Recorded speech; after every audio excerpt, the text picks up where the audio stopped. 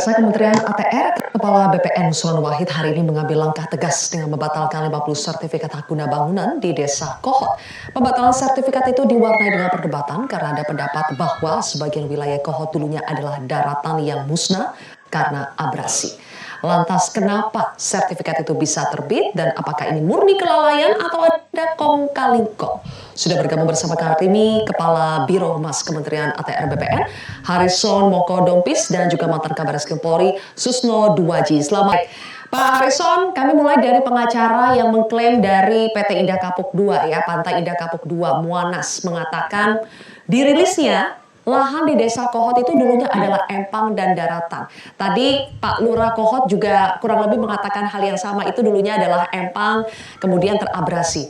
Kalau versi investigasi dari Kementerian ATR BPN, bagaimana sebetulnya Pak? Apakah ini terabrasi atau dari dulu memang sudah lautan? Ya, terima kasih. Selamat sore sebelumnya Pak Susno dan Mbak Sylvia, pemirsa di rumah. Pertama-tama tentu saja saya kembali ingin mengulang rasa terima kasih Kementerian ATR BPN kepada masyarakat yang telah berpartisipasi untuk melihat bagaimana tata kelola pendaftaran tanah yang dilakukan oleh Kementerian ATR BPN. Karena aplikasi Bumi ATR itu kan punyanya Kementerian ATR BPN dalam rangka melakukan check and balances terkait dengan program-program pendaftaran tanah yang dilaksanakan. Nah, kalau yang tadi ditanyakan Mbak Sylvia itu yang saya sudah beberapa kali Pak Menteri juga telah menyampaikan di BPN pengecekan itu harus dilakukan minimal 2, melakukan pengecekan fisik dan melakukan pengecekan yuridisnya. Fisiknya sudah dilakukan kemarin dengan teman-teman BIG sebagai pengampu data pemetaan. Jadi dilihat apakah itu berada di batas garis pantai atau tidak. Kemudian hasilnya juga sudah ada. Sebagian memang berada di luar garis batas pantai, sebagian lagi masuk di dalam garis batas pantai. Tapi apa riwayatnya itu dulu adalah empang atau tidak, itu kan silakan dilihat lagi data-data berikutnya. Kita bisa lakukan semacam overlay dari data spasial. Dan jangan lupa setelah fisik dilihat, bisa dilihat dari aspek yuridisnya, penerbitannya, apa alas haknya. Kalau alas haknya itu kan Girik tahun 82. Girik tahun 82 itu bisa di-trace sebenarnya, karena Girik itu bukan dokumen BPN, itu dokumen pajak, tapi yang menjelaskan keberadaan tanah itu, lokasinya, keadaannya, dan lain sebagainya pada zaman itu. Itu silakan dilakukan trace. Nah, kalau ini kemudian menunjukkan bahwa dari aspek fisik dan aspek yuridis, penerbitan itu mengalami katakanlah keadaan yang tidak semestinya terbit atau terdaftar, maka dalam rangka memenuhi asas contrarius actus, ya Kementerian ATR BPN dalam hal ini, teman-teman di BPN Banten, yaitu Kabupaten Tangerang, dapat melakukan pengusulan pembatalan yang kemudian pembatalannya dilakukan di level Kanwil. Nah, ini yang sedang dilakukan hari ini. Fisiknya dicek, yuridisnya diperiksa, sudah ditemukan 30-50 berkas hari ini yang dalam pemeriksaan dan langsung diproses pembatalannya hari ini juga. Tadi teman-teman media telah menyaksikan bersama-sama, Pak Menteri sendiri melihat fisiknya seperti apa. Tadi seperti Sylvia bilang ada sedikit perdebatan, ya silakan saja, perdebatan itu kan sah-sah saja. Tetapi kan data, fisik dan yuridisnya perlu untuk kita lihat di mana posisinya sebenarnya. Baik Pak, dari 263 SHGB di Laut Tangerang itu sudah 50 sertifikat di Desa Kohot yang dibatalkan. Alasan pembatalannya apakah sudah sampai ditelusuri, apakah itu karena ada maladministrasi, kelalaian begitu Pak ya Pak? Atau memang ada penyalahgunaan wewenang Pak, ada kong-kali-kong internal di situ? Kita belum masuk di kong-kali-kongnya itu, karena BPN itu kan berdiri di atas asas yuridis dan asas fisik. Pembatalannya pun administratif. Jadi kita melihat kalau fisik tidak memenuhi standar yang diatur di dalam ketentuan Perkaban 1 2010, kemudian pengaturan yang pendaftaran tidak melihat juga asas mekanisme sebagaimana diatur dalam PP 2497 atau PP 18 2021, dapat dibatalkan memang mengikuti mekanisme Peraturan Menteri Agraria nomor 21 tahun 2020. Nah, itu dulu kita memulainya dari situ. Ini harus berhati-hati melakukan proses ini meskipun dimungkinkan oleh undang-undang, karena kita tidak menginginkan proses pembatalannya kemudian meninggalkan celah-celah hukum lain yang bisa membuat proses pembatalan itu sendiri menjadi tidak sah, kan begitu. Jadi langkahnya cepat, satset, tetapi harus precise, harus tepat, harus akurat. Itu yang dilakukan. Kalau pertanyaannya 263 kenapa belum? ya satu-satu lah. Sekarang pun 30-50 itu kan bukan satu ya, itu banyak loh itu. Jadi kemudian beberapa saat ke depan ini akan berkembang dan kita akan lihat seperti apa. Tapi dari hasil tadi Pak Menteri sudah menyatakan melihat secara fisiknya keadaannya seperti itu, dan memang teman-teman sudah melakukan penelitian ada sekitar 30-50 yang secara nyata memang tidak memenuhi aspek pendaftaran tanah khususnya di fisiknya, sehingga langsung diusulkan untuk dibatalkan sesuai dengan perintah Pak Menteri. Oke, Pak Harison, saya beralih ke Pak Susno. Pak Susno, kita dengar sendiri tadi dari Pak Harison bahwa mereka sudah menelusuri bagian aspek administrasinya, apakah ada kecacatan prosedur atau tidak. Nah, kemudian kelanjutannya setelah diketahui ada kecacatan prosedur makanya dibatalkan, kemudian siapa yang harus menindaklanjutinya? Apakah SHGB, SHM ini adalah pintu masuk sebetulnya Pak Susno untuk aparat penegak hukum untuk mengusut kasus pagar laut, untuk mengusut dalangnya? Iya, betul sekali. Bukan hanya pintu masuk, ini gerbang emas masuk. Jadi kita salut kepada Kementerian ATR BPN, ya, kementeriannya Pak Harison dengan menterinya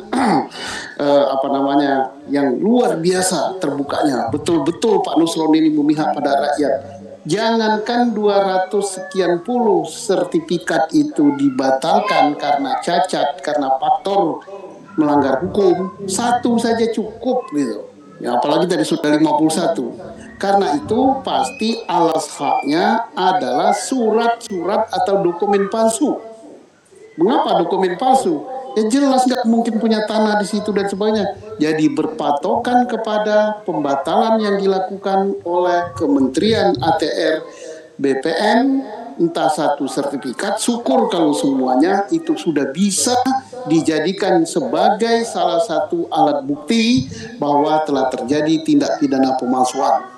Kalau pemalsuan itu diikuti dengan tindak pidana suap, maka itu menjadi tindak pidana korupsi. Sekarang siapa pelakunya?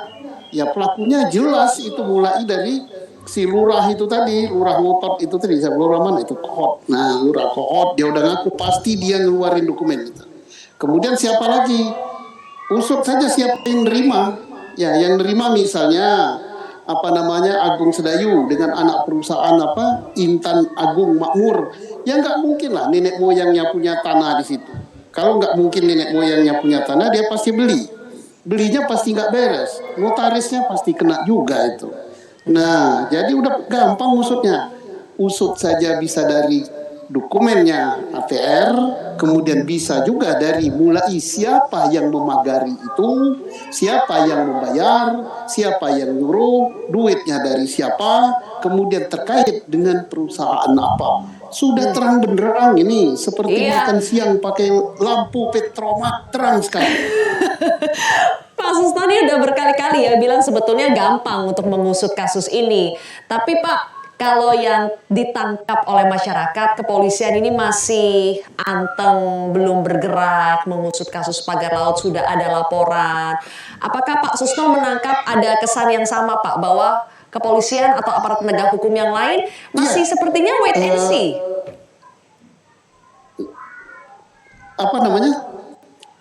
Dukungan perintah presiden sudah ada. Presiden itu yang membawahi Polri yang tertinggi. Dukungan politik dari ketua DPR sudah. Dukungan dari Komisi 4 sudah. Dukungan dari Kementerian ATR sudah. Dukungan rakyat sudah.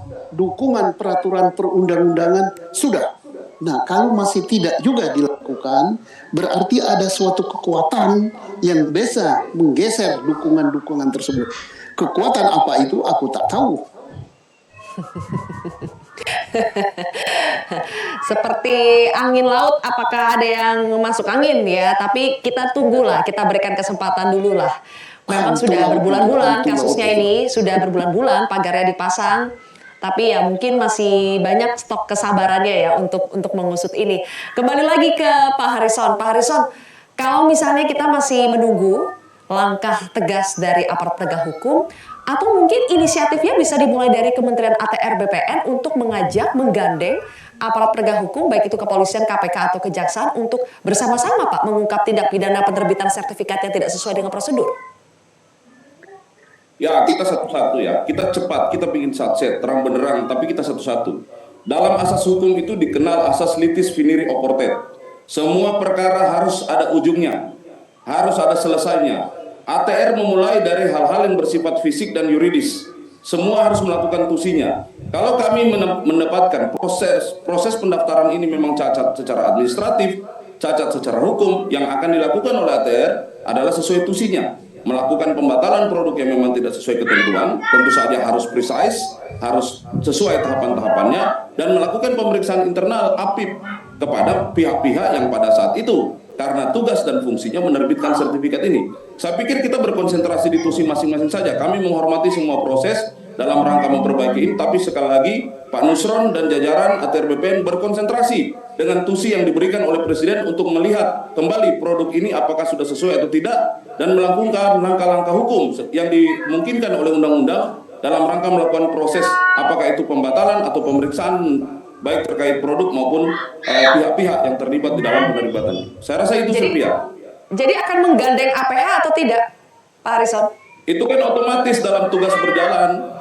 Ini Pak Susto tadi sudah terang-benderang mengatakan semua dukungan sudah diberikan. Saya tidak dalam posisi mengatakan menggandeng atau digandeng. Mari berkonsentrasi dalam pelaksanaan tugas masing-masing. Ya silakan masing-masing menunjukkan data yang dihasilkan oleh lembaganya sendiri.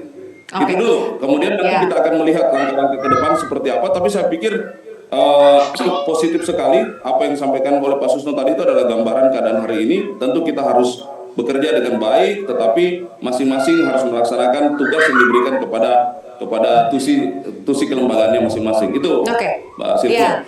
Pemeriksaan internal kan dilakukan ya Pak. Terus output ujung dari pemeriksaan internal itu apa jika ditemui adanya kesalahan, kesengajaan bahkan? Pemeriksaan sudah dilakukan, sedang berjalan oleh APIP, inspektorat kami, dan sanksi yang akan terjadi itu sesuai dengan tingkat kesalahannya, ya.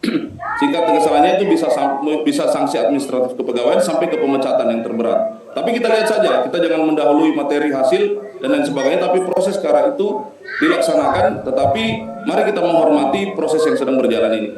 Oke, baik. Pak Sutno, sudah banyak Pak komen-komen pesimis ya dari masyarakat, apakah APH kita mampu, atau ada juga yang bilang APH bukannya tidak mampu, tapi tidak berani. Apa iya Pak Susno, kasus yang diduga melibatkan korporasi raksasa itu butuh banyak pertimbangan lain selain pertimbangan hukum? Ya, kita contoh saja Kementerian ATR BPN ya. Berani, dia nggak pakai senjata. Dia tidak bisa nangkap, tapi dia berani. Lah malulah institusi yang diberi kewenangan oleh rakyat melalui undang-undang boleh menangkap, punya senjata api, boleh segala macam melakukan upaya paksa, tapi diam saja. Nah inilah yang harus kita ungkap ini. Mengapa diam saja gitu kan? Presiden sudah perintahkan. DPR setelah memberikan dukungan politik full, rakyat langsung nelayan puluhan bahkan ratusan ribu. Kemudian semua kekuatan ormas mendukung gitu. Tapi masih nggak bergerak juga, atau masih nunggu hari Jumat Pon, Jumat Kliwon gitu, ada hitungannya. Tapi mudah-mudahan saya tetap positif thinking ya, khususnya kepada institusi di mana saya dibesarkan. Mudah-mudahan setelah kita ngobrol di sini bersama Pak Harrison, diarahkan Mbak Sylvia, ini mereka sudah manggil, sudah meriksa dan menggunakan dokumen-dokumen akurat dari ATR BPN. Mereka bekerja, ATR BPN ini salah satu contoh kementerian yang bagus. Saya hormat betul sama beliau, sama kementeriannya Pak Harrison ini, sama Pak Nusron. Ya, instansi lain majulah gitulah. KPK majulah, nggak usah KPK nih, KPK Pak Susno, sudah ada maki masyarakat anti korupsi yang melapor ke KPK. Pak, biasanya ke dalam kasus seperti ini ya, kasus pagar laut ilegal, apakah bisa dipastikan di situ ada korupsi, Pak? Saya pendapat dengan Pak Mahfud ya, bahwa tidak mungkin gitu. Laut itu disertifikati dengan dokumen yang kita yakin itu palsu. Pejabat yang menerbitkan itu ya mulai dari lurah itu tahu betul bahwa itu bukan daratan. Kemudian pada level ATR BPN kabupaten dan sebagainya itu tahu betul, tapi kok bisa terbit? Ada apa? Kemudian itu terbitnya langsung kepada company atau perusahaan yang besar. Kemudian berani nimbun sungai, berani ngusir rakyat, berani masang pagar. Padahal kita kan ada undang-undang ya, undang-undang tentang pesisir dan pengurangan pulau-pulau kecil. Masang pagar kayak gitu aja diancam hukuman puluhan tahun, dendanya sampai sekian puluh miliar. Nah, ini kekuatan yang aneh gitu. Tapi saya yakin negara lebih kuat dari itu. Negara lebih kuat dan negara tidak boleh kalah. Ya, baik. Terakhir, Pak Harrison, kita sudah dengar 2 PT yang memiliki SHGB di Laut Tangerang, tapi untuk yang SHM, Pak, sertifikat hak milik 17 bidang, kemudian untuk pemilikan perseorangan dari SHGB, kita belum dengar itu siapa sebetulnya. Apakah nanti akan dibuka juga secara transparan oleh ATR BPN, Pak?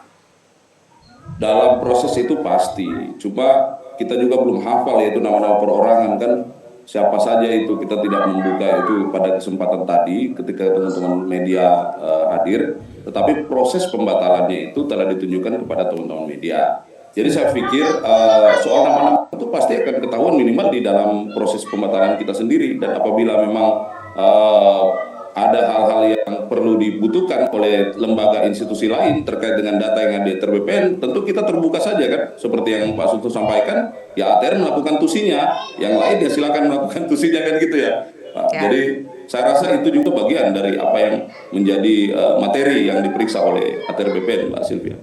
Baik, kalau begitu. Pak Harrison, Pak Susno, terima kasih sudah bergabung bersama kami di Prime.